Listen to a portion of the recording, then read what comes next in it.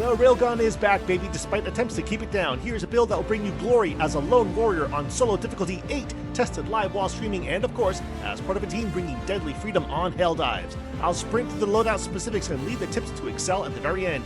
Earn bonus points if you can guess the movie that I'm watching while writing the script.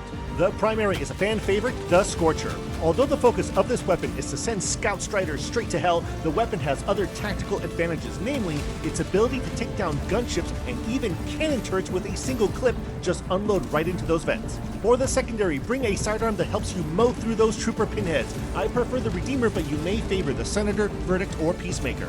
Don't puzzle over the grenade slot. It's going to be tough to move away from the stun grenade. Not so much to help with the hulks, but to hold back some of those devastator hordes that swarm up on you on higher difficulties like rats stuck in an attic. So now comes a railgun, noted as pleasurable for some and painful for others. Its infernal virtue comes from its ability to easily dispatch a devastator with one shot hitting it anywhere near the head. Another benefit is that you can one-shot a Hulk, hitting it right in that open wound of an eye.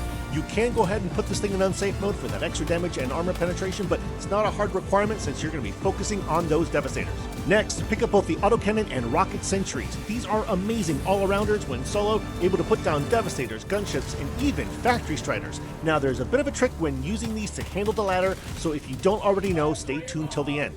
Finally, you can choose either the Eagle Airstrike or Precision Strike for essentially the same thing. Group clear, tank buster, and to tear those factory striders to pieces. The bonus to using the Precision Strike is that you won't be bothered with those anti-air emplacements, but the Airstrike gives you multiple uses back to back. The armor that's worked the best for this loadout is the Medic. You're going to bleed quite a bit when those bots get their rusty hooks into you, so keep your vital fluids inside your body long enough to drop the hammer.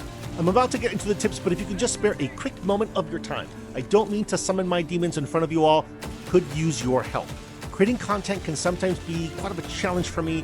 I often fight with the villains of anxiety and doubt when they do get out of their box. If you would consider dropping a like, a kind comment, or the epic gesture of a follow, it will go a long way to keep me from raising hell within myself.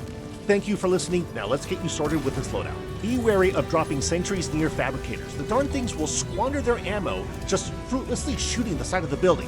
On a similar note, throw those turrets a good ways away from the heart of the action.